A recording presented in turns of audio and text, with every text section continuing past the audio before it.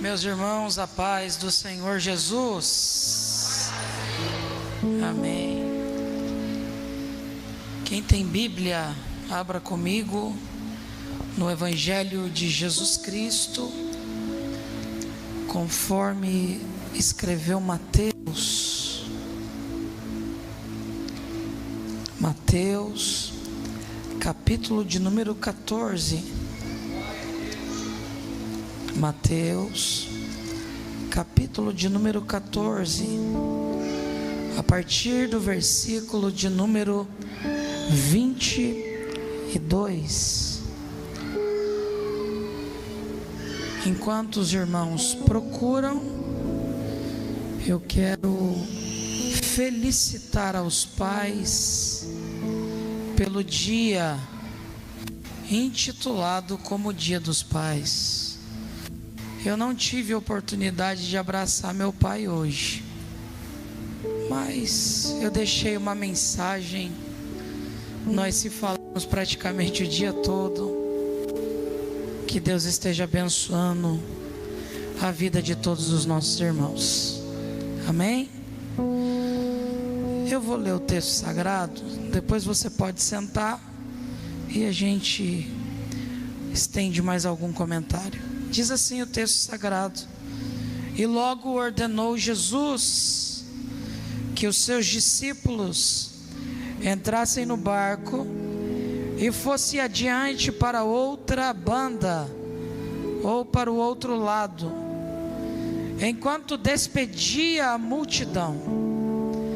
E despedida a multidão, subiu ao monte para orar à parte. E chegada já a tarde, estava ali só. O barco já estava no meio do mar, açoitado pelas ondas, porque o vento era contrário. Mas à quarta vigília da noite, um verdadeiro pai dirigiu-se para eles, caminhando por cima do mar. Amém? Podei-vos assentar? Eu quero agradecer a Deus pela oportunidade que Ele me concede de estar aqui nessa cidade. Agradeço a Deus por ter me apresentado o pastor Fernando, a sua esposa. E desde a hora que eu cheguei aqui, irmãos, eu estou sendo muito bem recepcionado pelo nosso irmão. Ele esteve ali em Imperatriz, me buscou. Extrema gentileza por parte desse companheiro. E eu quero agradecê-lo por essa oportunidade. Eu estou feliz de estar aqui com os irmãos. Eu sei que tem todo um protocolo. Eu não quero ser indiferente a ele, mas eu quero ser fiel à palavra de Deus nessa noite. Quem veio ouvir também a palavra? Glória a Deus. Eu não serei indiferente. Eu quero aplicar algo relacionado ao cuidado paternal de Jesus com os seus discípulos. E certamente isso será aplicado ao teu coração, ao meu coração, a partir de um Deus que se entrega, que vai aos maiores extremos, que não mede esforços para proteger, cuidar e amar de forma incondicional aqueles que Ele escolheu para si. O texto que ora acabamos de ler, ele está introduzido num contexto onde há um misto de emoções. Quando nós voltamos a nossa atenção aos primeiros versículos que dão introdução a esse capítulo, nós começamos e identificamos um cenário completamente dividido, um cenário de emoções diversas, porque o capítulo inicia dizendo que o grande batista, o profeta, o João, ele teve a sua cabeça a prêmio, porque não mediu espaços para manter a verdade que ele acreditava. Ele não temeu denunciar pecados, ele não temeu assumir a responsabilidade de voz profética e anunciar de forma denunciadora os pecados de uma realidade evidente. Mas a partir disso, nós percebemos um cenário traumático. Mas posterior a isso, a Bíblia diz que Jesus está junto com os seus discípulos. Depois desse evento, depois desse acontecimento, a Bíblia diz que Jesus se retira com os seus discípulos. Mas na sua retirada, uma multidão de gente o percebe, e aquela multidão precipita-se a Jesus, desesperada, para ouvir o que ele tinha a ensinar.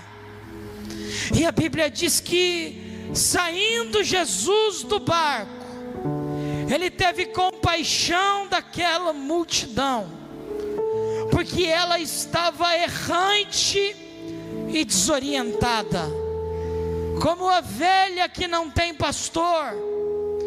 O texto de Lucas capítulo 5 e versículo 1 diz que as multidões se precipitavam a Jesus, não pelo pão que ele multiplicava, não pelo peixe que ele multiplicava, mas pelo seu ensinamento, que caracterizava-o como mestre, como ensinador. E a Bíblia diz que não foi diferente nesse episódio. Mas não esqueça que os versículos que antecedem esse momento falam de uma grande perda no cenário profético. Por um instante, o sistema corrupto de Roma pôde pensar que havia silenciado a voz profética, mas a Bíblia diz que Jesus sentiu compaixão da multidão, prestou-se a eles como mestre e passou a ensinar. O dia prolongou-se, o dia rumou ao entardecer, e a multidão continuava ali, ouvindo o que ele tinha para falar. Ela não se precipitava a ir, e ele não despede ninguém daquela multidão sem manifestar a sua graça provedora. A Bíblia diz que ele multiplica pão e peixe, alcançando toda aquela multidão. Então perceba que momentos antes o cenário é traumático, movido por uma dor de uma perda, mas momentos posteriores, aquela multidão estava vibrando por um milagre, porque isso é o cenário da vida. Enquanto alguém chorou hoje o luto que eu já chorei, alguém também celebrou o nascimento, alguém se alegrou, porque a vida é um misto de emoções. E quando eu falo disso, eu consigo de forma muito clara identificar a pessoalidade de um pai, porque eu ouvi aqui um companheiro que disse: eu levanto cedo, eu me precipito, eu vou trabalhar, e o meu maior anseio é voltar, para que eu possa amparar a minha casa.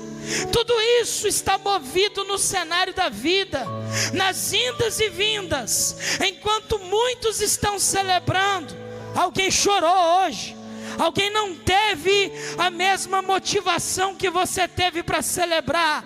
Mas no meio desse cenário de acontecimentos, no meio desses processos todos, eu quero dizer para você que mais uma vez a graça de Deus se manifestou cuidadora, providencial, e você está dentro da casa do Senhor, porque Ele cuidou da tua vida diante de todos os processos e diante de todas as indas e vindas. Ele é o maior protetor, Ele é aquele que garante o cuidado da tua vida, e diante de todos os momentos, sejam eles até mesmo insaborosos ou saborosos, não se esqueça que Ele é o único que não desiste de amar, e Ele ama tanto que Ele se entrega, Ele ama tanto que Ele se oferta para resgatar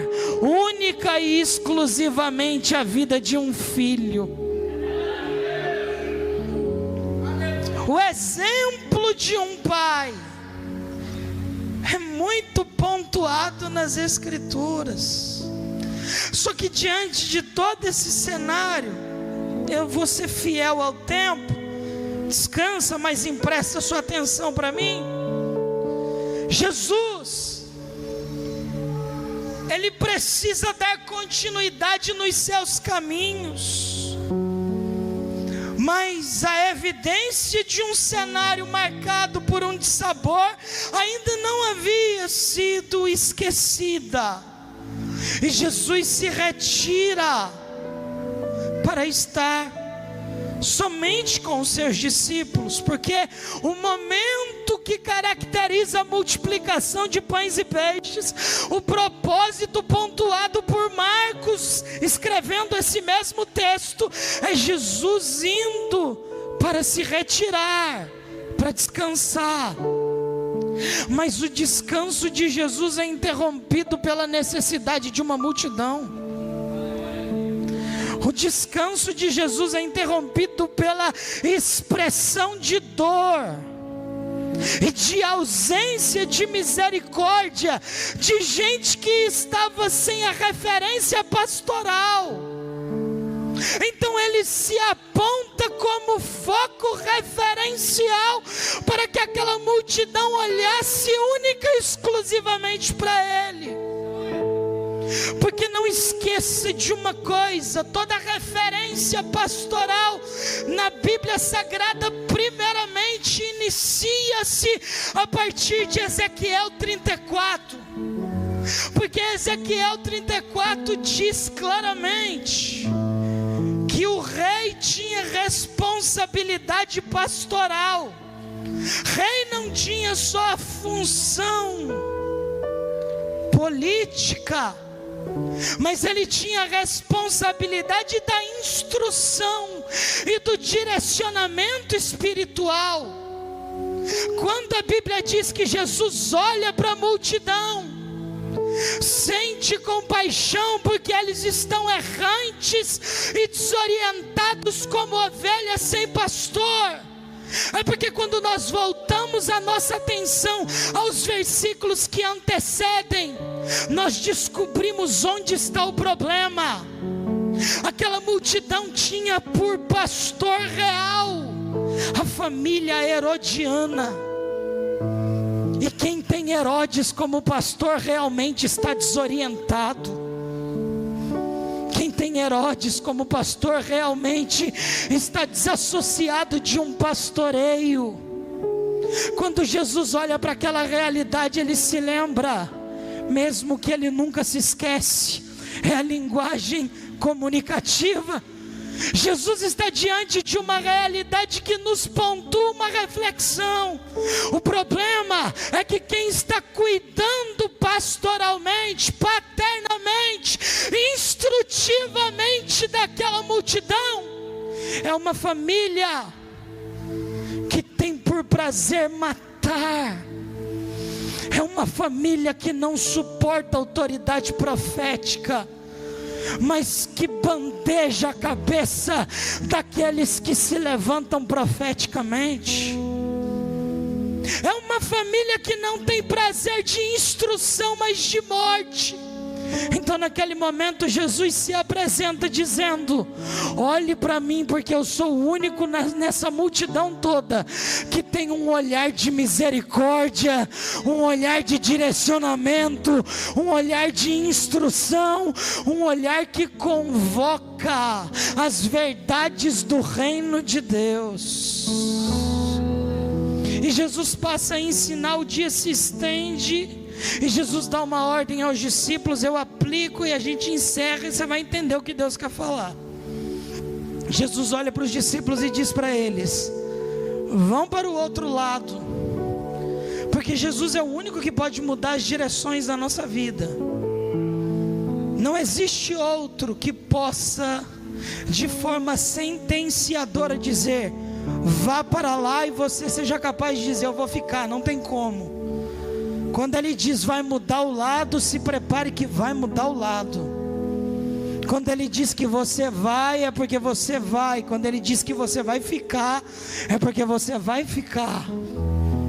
Só que a Bíblia diz que nesse processo todo, de uma sentença de direcionamento mudado, a Bíblia diz que Jesus volta-se à multidão. Isso aqui é poderoso, porque aquela multidão até então não tem quem direcione ela, e ela ficou, ela permaneceu, porque viu em Jesus as instruções que não recebia de quem tinha responsabilidade instrutiva de condicioná-la e de orientá-la. E a Bíblia diz assim que Jesus volta para a multidão e passa a se despedir dela, porque quem permanece aonde Jesus está é contemplado por um relacionamento onde Ele mesmo tem esse prazer de se relacionar. Isso aqui é a bênção de quem escolheu permanecer. Essa é a bênção de quem escolheu decidir ouvi-lo. Essa é a bênção de quem escolheu ficar aonde Ele está.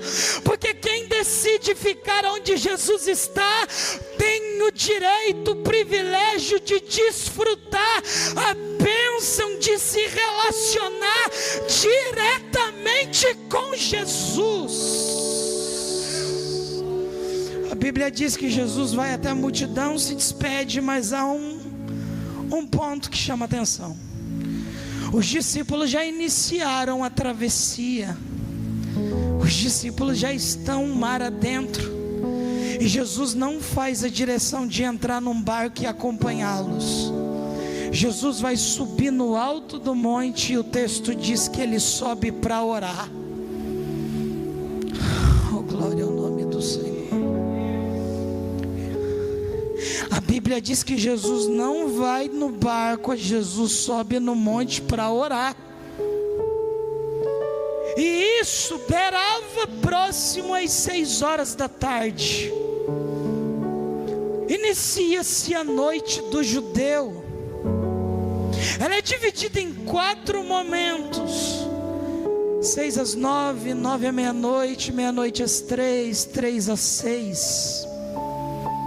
Só que nesses processos de mudanças de horário, em nenhum deles, a não ser o momento que Ele determinou que fosse a realidade manifestacional do seu poder, Ele não está presente no barco. O trajeto iniciou, o processo também, e Jesus está em cima do monte orando. Mas o texto de João é muito incrível, porque no texto de João nos sugere na sua expressão que onde Jesus estava orando, Ele conseguia identificar o barco. Jesus está orando, mas isso não impossibilita que Ele tenha uma visualização do barco diante de todo aquele processo. Parece que Jesus está totalmente distante. Parece que Jesus está totalmente a quilômetros de uma realidade que Ele mesmo estabeleceu. Mas eu aplico isso para a sua vida. O fato dele estar distante, o fato de identificarmos quilômetros de distância, não significa que isso inibe a capacidade do seu olhar de identificar toda uma realidade. Tem dias que parece que ele está tão distante, tem dias que parece que é quilômetros, mas isso não significa que ele não esteja vendo, isso não significa que ele não esteja identificando a realidade, isso não significa que a qualquer momento ele possa se levantar e decidir andar por cima da água, isso não significa que ele não queira vir. Porque a vontade dele de se manifestar está muito além da nossa. Ele não tem uma agenda como eu tenho. A agenda dele é diferente da minha. Na minha agenda ele tinha que vir no primeiro momento. Na dele ele vem na hora que ele quiser. Mas quando ele vem, ele se manifesta poderosamente. A Bíblia diz que passa a primeira vigília, ele continua orando, passa a segunda vigília, ele continua orando, mas o que motivou Jesus a ir ao monte orar? Meu irmão, isso aqui é para quem gosta de ler Bíblia, está nos últimos versículos que antecedem essa citação no texto de João. A Bíblia diz que a multidão o aclamou como rei, eles já não tinham. Então quando Jesus faz aquele sinal miraculoso, transforma ali naquele momento 5 pães, a capacidade de atingir providencialmente toda uma multidão. A multidão começa a dizer: vamos levantar ele como rei. Jesus sai daquela cena e ele não é aclamado por si só, ele não é elevado por aquela vontade, mas aquele sentimento da multidão o leva ao ambiente da oração. Ele podia aproveitar toda aquela cena, ele podia aproveitar todos aqueles aplausos, mas ele escolhe orar, porque o tempo não era chegado. O tempo dele ser identificado como rei ainda não era identificado. Naquele momento ele vai orar, ele está orando. Lá no mar as coisas estão cada vez mais piorando, de uma transferência de momentos para o outro. A Bíblia diz que o vento começa a soprar contrário. Há um desespero na cena, há uma realidade assustadora, há um medo diante de todo o processo evidenciado a partir da escolha de Jesus. A Bíblia diz assim, que quando vai se manifestar a 4ª vigília da noite, de uma mudança de horário para outra, a Bíblia diz que Jesus começa a ir em direção ao barco. Se você pensa comigo que ele começa a orar às 6 horas da tarde e ele vai encontrar o barco aproximadamente 4 horas da manhã, você identifica comigo que Jesus orou aproximadamente 9 horas. Porque quando se ora 9 horas, o mar não é impossibilidade, ele passa a ser avenida para quem ora. Quando se ora 9 horas, não tem impossibilidade que se coloque à nossa frente. Quando se ora 9 horas, não tem exército que paralise a igreja. Quando se ora 9 horas, não tem casa que o diabo diz que não vai levantar aquela casa mais. Quando se ora 9 horas, o diabo sai e a casa continua de pé. Quando se ora 9 horas, não tem mal que se coloque diante da igreja, porque a igreja que caminha pelo poder da oração, ela vai triunfantemente vivendo os propósitos da oração. Jesus estava deixando um exemplo. Ele orou, Ele está descendo do monte. Quando ele chega à margem e água, é a mesma coisa, ele começa a caminhar. O texto de João vai dizer que ele caminhou aproximadamente 5 quilômetros por cima das águas, porque quem criou tudo aquilo ali foi ele, pela sua palavra. A Bíblia diz que ele é o verbo de Deus, e antes que tudo existisse, ele passou a existir pelo haja de Deus. O haja é o verbo é ele. Então ele está caminhando por cima de toda aquela dimensão, porque ele é o Senhor de tudo que foi criado, porque nada que foi criado é capaz de esmagá-lo, mas ele é capaz de ser superior a tudo que foi criado. Ele é superior a Moisés, a lei, aos homens. Ele é o Senhor da igreja. Ele caminha por cima de todas as impossibilidades. Aleluia. A Bíblia diz que ele está caminhando. Para piorar a cena, lá no barco, a Bíblia diz que o vento é contrário.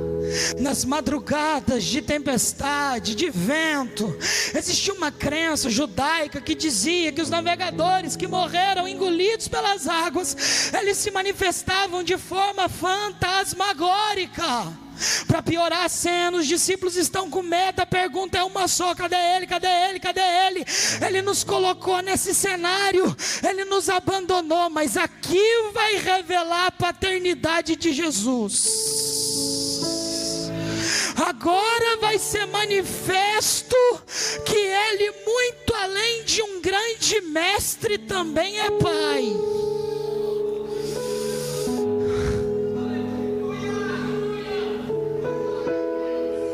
Agora será manifesto nas entrelinhas do texto que o homem te abandona, Deus não.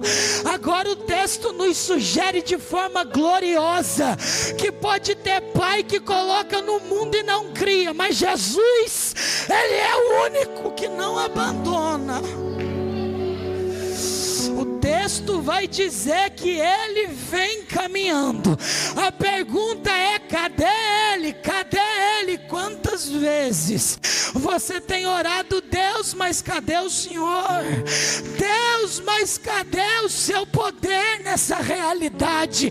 Eu quero dizer para você, isso é para crente sensível e crente que não está ausente do ambiente da oração, porque se você estiver intensificando o seu relacionamento na oração, eu quero dizer para você: limpa os olhos, tenha sensibilidade, porque numa hora dessa que eu não sei, ele vai começar a caminhar por cima das águas na sua direção. Eu não posso cantar. Se eu cantar, duas coisas acontecem: você levanta, segunda, você vai embora. Mas tem um hino que diz assim: cadê Jesus? Aí alguém diz assim: ele está vindo aí. Aleluia. Talvez alguém está perguntando hoje: mas cadê ele? A igreja do Senhor tem resposta para a tua vida. Vai orar que ele está vindo aí. Arabaia canto. Eu não quero, irmão, estragar o cenário da festa, mas eu sou pentecostal até a última célula, e eu quero dizer para alguém: Jesus vai interromper o cenário do medo, dizendo para alguém: eu sou, não temas.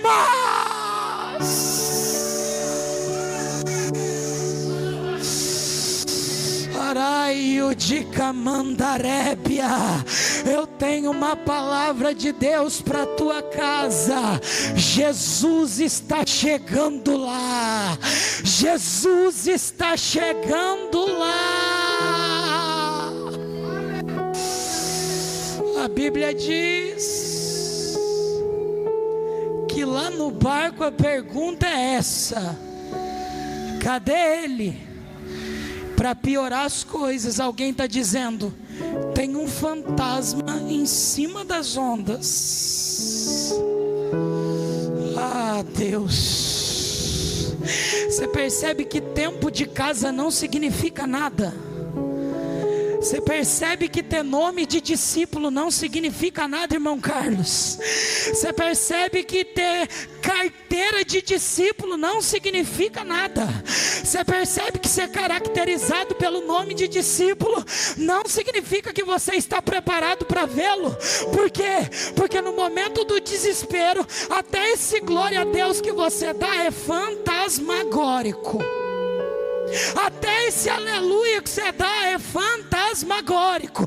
Porque no primeiro medo você diz: é fantasma, é fantasma, é fantasma, é fantasma, é fantasma, é glória a Deus fantasmagórico, é fé fantasmagórica, é gente que na quarentena colocou Deus em quarentena, colocou máscara em Deus, álcool gel e disse: fica no isolamento.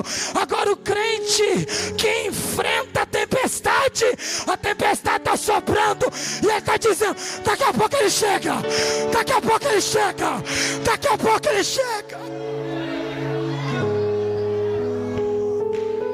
Labaia canto. Prometo que eu já termino. Mas a Bíblia diz que todo esse cenário será interrompido mais uma vez. Mas agora o medo não tem o maior destaque. O maior destaque do texto é a palavra de Jesus.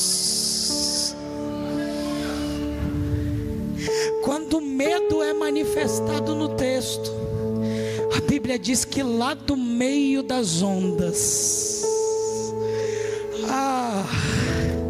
às 4 horas da manhã, sei lá que hora que era, tem gente que arrisca até quantos passos ele deu. Irmão, ele é Deus. Ele chegou na beira da praia e disse assim: quero chegar lá agora, bum, e chegou lá. Eu não sei, mas eu sei de uma coisa, a Bíblia diz que ele caminhou por cima das águas. Eu não sei quantos passos ele deu, eu não sei, mas eu sei que ele chegou na realidade do medo dos discípulos. Você não deu glória? Eu não estou falando que você não entendeu, não estou brincando com a sua inteligência, não é isso. Eu estou dizendo que Jesus chegou na realidade do medo. Eu estou dizendo que Jesus chegou na realidade tempestuosa. Eu estou dizendo que Jesus chegou na realidade assustadora. Eu estou dizendo que Jesus chegou na realidade que não era convidativa aos homens. Porque o que não é convidativo para os homens, nós chamamos de inesperado. Sabe qual é o convite da manifestação de Deus? O inesperado dos homens. Quando os homens dizem não vai, aí ele vem. Quando os homens dizem não dá, ele chega. Quer ver? A Bíblia diz que ele está caminhando e lá do meio das águas ele grita. Olha que interessante. Ele não grita primeiramente sou eu. Ele grita: tem de bom ânimo.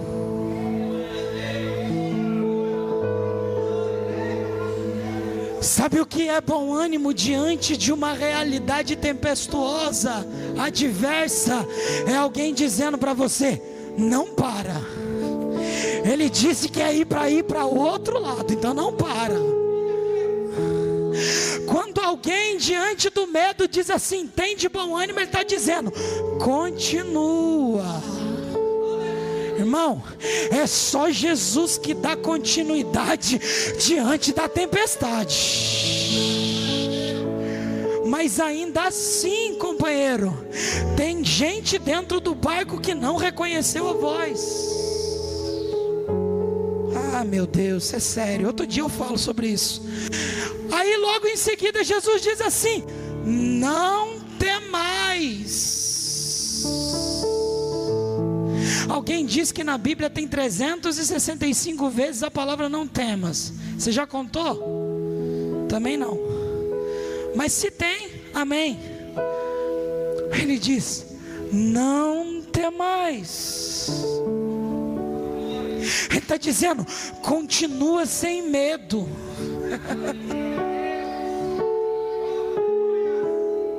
Continua sem medo. Sabe o que Jesus estava dizendo? Enquanto vocês estavam rumando para o outro lado, conduzidos pela minha palavra, vocês não tiveram medo, mas a partir do momento que vocês passaram a identificar os barulhos do vento, vocês tiveram medo e quiseram parar. Jesus estava dizendo: vai pela voz que direcionou vocês, vai pela direção que foi estabelecida. Meu Deus, é profético para alguém isso aqui. É profético para a sua casa isso. Jesus está dizendo: continua pela palavra, continua pela palavra, continua pela palavra. Aí Jesus vai dizer assim: sou eu.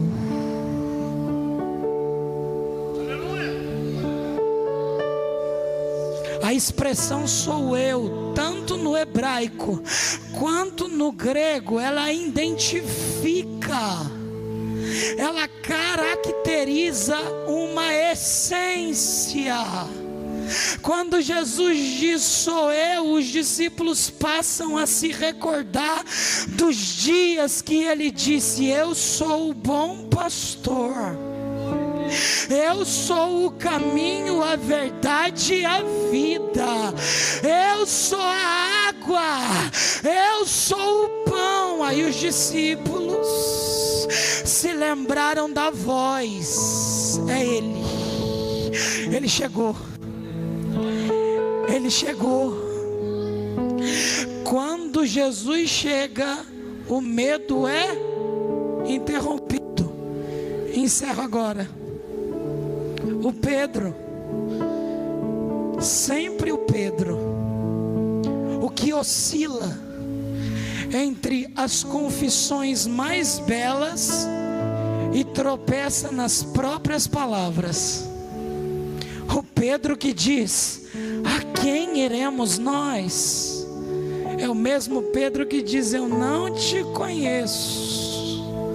O Pedro que diz assim: se é o Senhor, manda-me ir ter contigo. Aí Jesus diz para ele: vem. Sabe o que Jesus está dizendo para você hoje? Você só precisa acreditar. Vem. Aí o Pedro desceu. Quantos passos, Carlinhos? Não sei, mas eu sei que ele caminhou, afundou, caminhou. Encerro agora. Quando o Pedro está afundando, olha a paternidade de Jesus. O Pedro grita: me socorre. Aleluia. Eu não sei se a cabeça do Pedro já estava dentro da água, eu não sei.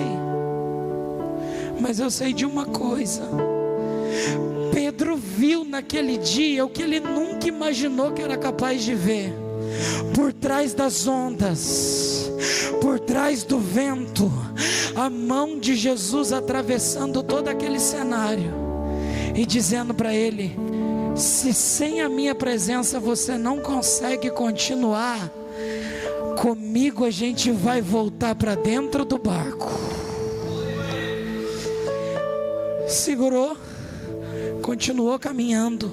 Olha o que o texto diz: e pisando ele no barco, meu Deus do céu, cessou o vento.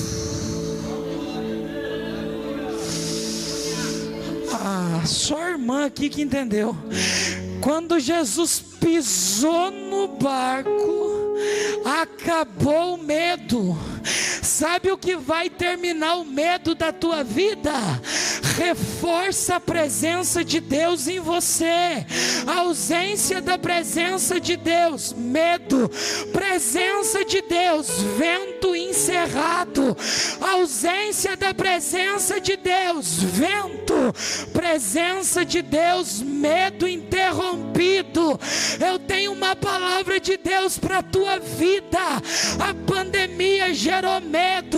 A pandemia tentou caracterizar a gente e dizendo: a igreja não volta, o cenário acabou. Meu Deus, olha o que é isso.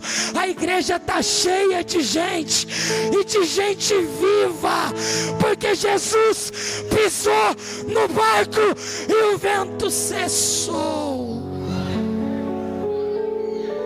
Fica de pé em nome de Jesus, senão nunca mais eu volto aqui.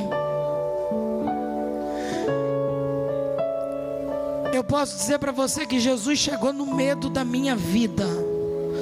Eu posso dizer para você que Jesus chegou no medo dos meus pais. Mas o seu pai não é pastor, é. A minha mãe, ela já está na eternidade com Cristo. Com 55 anos, Deus chamou ela para si. Glória a Deus. Porque o mesmo Deus que dá é o Deus que tira. Mas esse menino que você está vendo diante de você, um dia os médicos disseram assim: não vai andar e não vai falar. Foram 4 anos em cima da cadeira de rodas. Foram quase 5 anos para voltar a falar. É por isso que a voz é essa aqui mesmo, não tem outra. Tem dia que ela me deixa na mão, é taquara, é o que você quiser, pato rouco, é isso mesmo. Mas é essa voz que Jesus está dizendo através dela para a sua vida: o vento vai embora. Parece que eu estou ouvindo agora a contrariedade do próprio vento contrário, porque se ele quis soprar de lá para cá, a igreja está dando glória, e ele está indo para lá agora. No glória da igreja, o vento vai embora.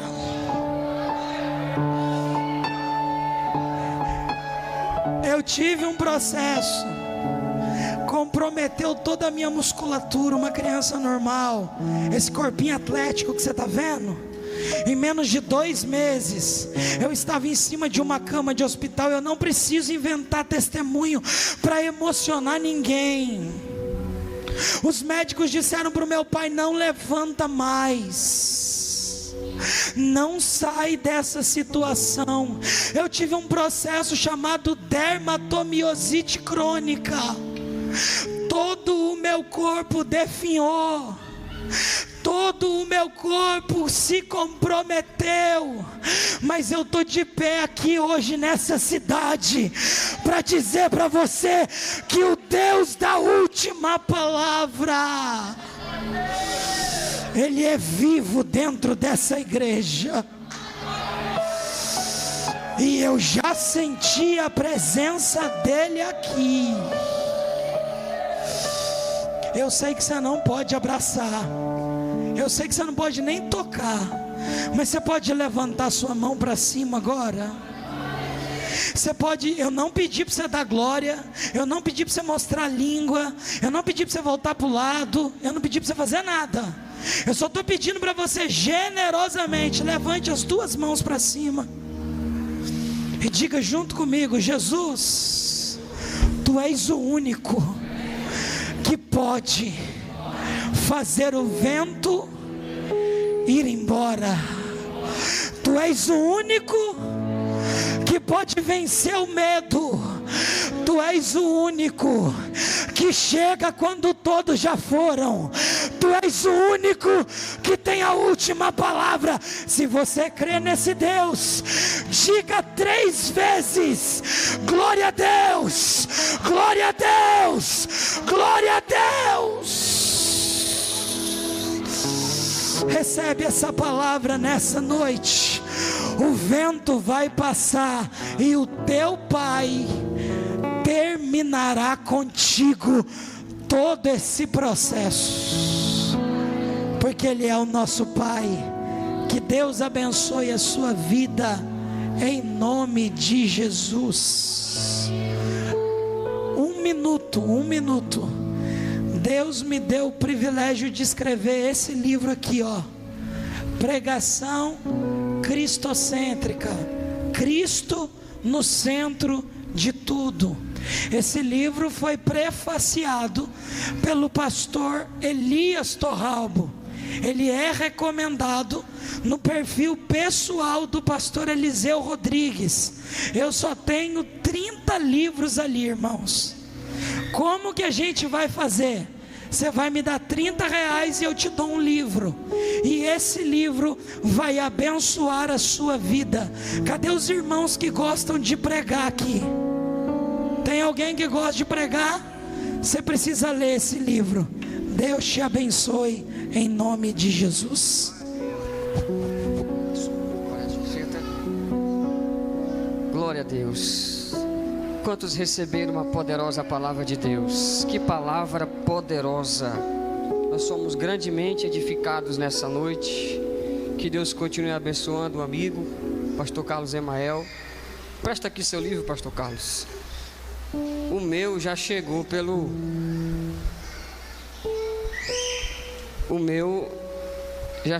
correio, né? Acho que tem umas 3 semanas. Meus amados, eu indico muito esse livro do pastor Carlos Emael. E eu tenho certeza que R$30 não paga o sacrifício do autor de dedicar dias e dias e dias orando, buscando, escrevendo. É um valor irrisório, mas se você puder adquirir dentro das suas possibilidades, vamos abençoar o ministério do homem de Deus, que bondosamente veio ministrar a palavra do Senhor aqui para nós hoje, sem cobrar nada. É um grande companheiro, Deus tem usado na ministração da palavra do Senhor, e nós recomendamos com toda a nossa estima este livro, Pregação Cristocêntrica. Ao final do culto, o irmão Marcos, vai estar ali, vai ter um obreiro,